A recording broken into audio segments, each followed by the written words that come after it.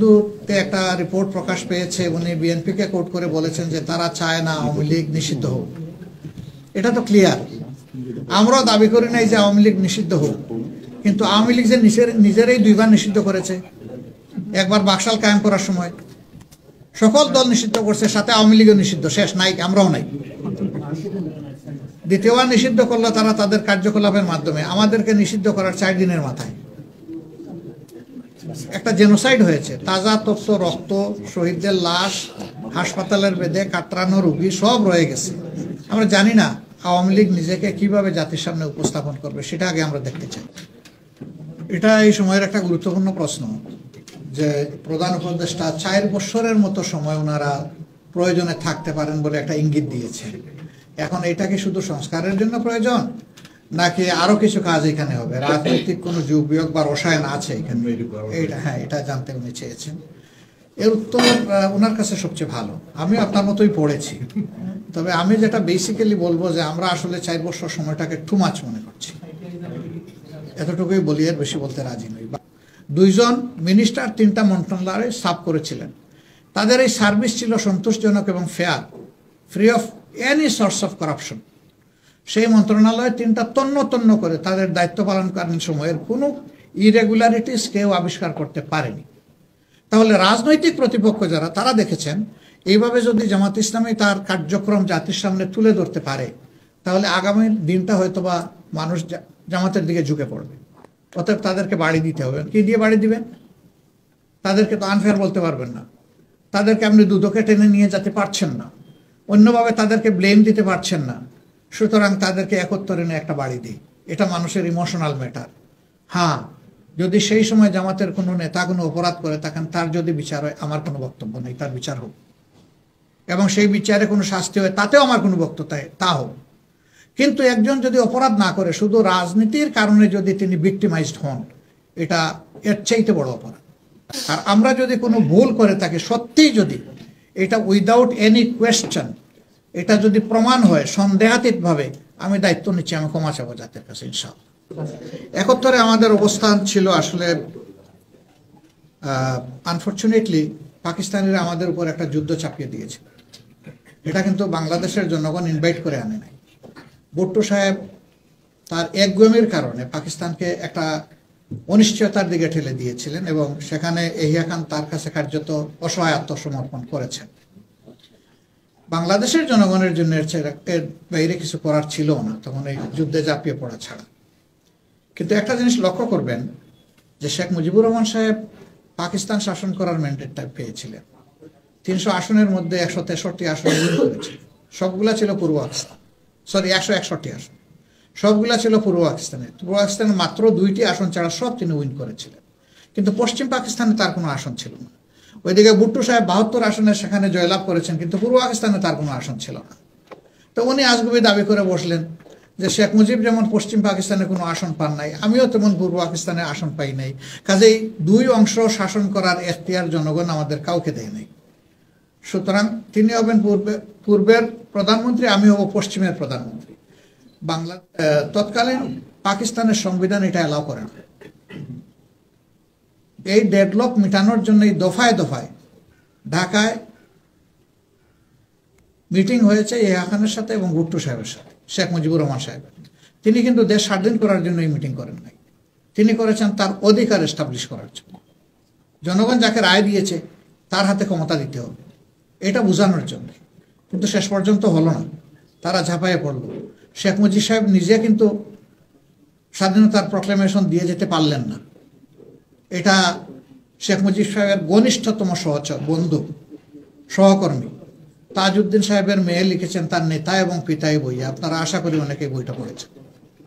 তিনি ড্রাফট নিয়ে গিয়েছিলেন, তিনি বলছেন না, আমি সাইন করব না, তুমি চলে যাও।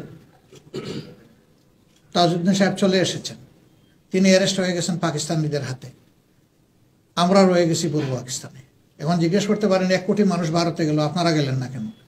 আসলে আমাদের যাওয়ার কোনো রাস্তা ছিল না। বলবেন কেন রাস্তা থাকবে না? মৌলানা ভাসানী সাহেব বাংলাদেশের রাজনীতির অবিচ্ছেদ্য অংশ, তিনি কিন্তু ভারতে গিয়েছিলেন যুদ্ধ করার জন্য, 4 দিনের বেশি থাকতে পারেন না, এর মাঝে অ্যারেস্ট হয়ে গেছিলেন, তার জীবন বিপন্ন হওয়ার উপক্রম হয়েছিল, তিনি বাধ্য হয়েছিলেন ফিরে আসতে তৎকালীন পূর্ব পাকিস্তানে। জীবনের ঝুঁকি নিয়ে তিনি থেকেছেন পূর্ব পাকিস্তান। তা কেন? তার নামের আগে মৌলানা আছে। তিনি কিন্তু সেই অর্থে কোনো মাদ্রাসায় পড়ুয়া মানুষ না। চর্চা ছিল তার ইসলামের উপরে কিছুটা, তার বেশভূষা ছিল মুসলমানদের মতো।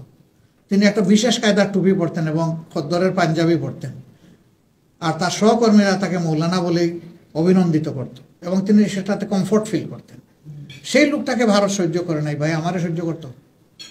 আমি অবশ্য তখন 12 বছরের শিশু, আমার কথা আমি বলছি না, আমি বলতেছি এরকম যারা আছেন তাদেরকে সহ্য করতো না, তাদের কোনো জায়গা সেখানে ছিল না।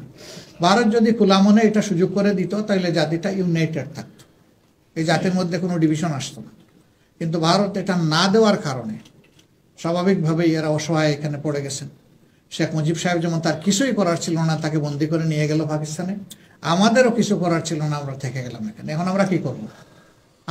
আমি জামাত ইসলামীকে মিন করতেছি, তাহলে জামাত ইসলামের জন্য পথ দুটো হলো, দেশের ভিতর থেকে তারা যুদ্ধ করবে পাকিস্তান সেনাবাহিনীর বিরুদ্ধে, আর না হয় তারা পক্ষ নেবে পাকিস্তান সেনাবাহিনীর। মাঝখানে কিছু করার কোনো সুযোগ কোনো রাজনৈতিক দলের ছিল না। এই জন্য শুধু জামাত না, যারা ও দেশে যেতে পারেননি ইন্ডিয়ায়, তারা সকলেই কিন্তু এক পাকিস্তানের পক্ষে অবস্থান নিয়েছিলেন। কিন্তু বাকিদের প্রসঙ্গ আসে না। আমাদেরটা আসে কেন?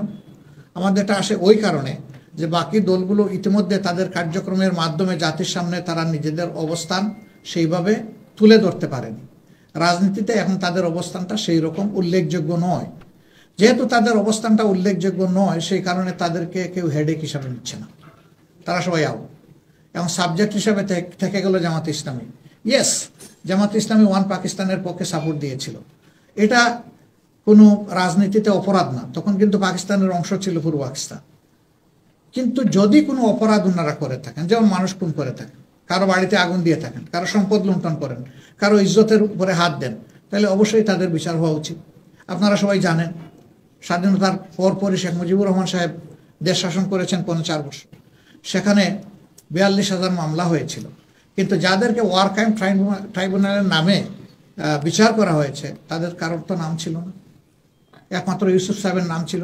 সে শেখ মুজিব সাহেব জীবিত থাকা অবস্থায় তিনি মামলা থেকে খালাস পেয়েছে, বাকি কারো কোনো নামই ছিল না, কোথাও একটা জিডি এন্ট্রি পর্যন্ত ছিল না। তাহলে 42 বছর পরে এই মামলার গ্রাউন্ড কিভাবে তৈরি হলো? এত মামলা হলো, তাদের কারো কোনো নাম নাই, জিডি এন্ট্রি নাই, 42 বছর পরে এটা কেন? এটার মূল কারণ হলো 2001 থেকে 6 জামাত ইসলামী প্রথমবারের মতো বাংলাদেশে শাসন ক্ষমতার একটা ছোট্ট অংশীদার ছিল। এই নির্দিষ্ট অপরাধ করার জন্য যেটা হইতো তার শাস্তি, একজনকে অন্যায়ভাবে ভিক্টিমাইজ করা এর চাইতে বড় অপরাধ, এবং সেটি আমরা মনে করি হয়েছে। এই বিচারের ব্যাপারে অনেকেই আপত্তি তুলেছেন। আমি জাস্ট ব্রিটেনের একটা কোর্টের একটা বিষয় আপনাদের সামনে কোর্ট করব। চৌধুরী মঈনুদ্দিনের একটা এই সংক্রান্ত বিচারের রায়ে এখানে আমাদের যে বিচারটা হয়েছে ওয়ার ক্রাইম ট্রাইব্যুনালের নামে, সেই বিচারের ব্যাপারে এখানকার জাজরা একটা অবজারভেশন দিয়েছে, it's a genocide of justice. এই বিচারের মাধ্যমে বিচারকে হত্যা করা হয়েছে, বিচারের গণহত্যা এটা হয়েছে। This is reality. তো আমরা এই সমস্ত পেইন নিয়ে আছি। 15টা বছর আমাদের অফিসে একদিন আমাদেরকে বসতে দেয়নি, কথা বলতে দেয়নি। আমরা এই দেশের নাগরিক, একটা বৈধ পার্টি, আমাদেরকে একটা র্যালি অর্গানাইজ করতে দেওয়া হয়নি। আমাদের কথা নিয়ে সাংবাদিকদের কাছে যেতে পারি নাই, তাদের মাধ্যমে জাতিকে বলতে পারি নাই। সাংবাদিকদের মনের কথাগুলো আমরা শুনতে পারি নাই, তাদের মাধ্যমে জাতির কথা আমাদের কাছে আসবে, এটাও পথ বন্ধ ছিল। ফলে আমাদের সকল ইন্টারাকশন বন্ধ করে দেওয়া হয়েছে। এই 5 তারিখের পর থেকে আগস্ট মাসে আমরা একটু সামান্য সুযোগ পেয়েছি। আজকেটাও তার একটা প্রমাণ। আমরা এখন আমাদের কথা যেমন বলতে পারছি, আপনাদের কথাগুলো শুনতে পাচ্ছি। এইভাবে যখন মিউচুয়াল ইন্টারাকশন আমাদের বেশি বেশি করে হবে, তখন আমাদের ব্যাপারে মিস প্রপাগান্ডা এবং মিথ যেগুলো আছে, ইনশাল্লাহ আমরা আশা করি দূর হবে। আমার কথা কেউ আঘাত পেলে ক্ষমা করবেন, ভালো লাগলে দোয়া করবেন, আমি যেন প্রথমে এই জিনিসগুলো আমল করতে পারি এবং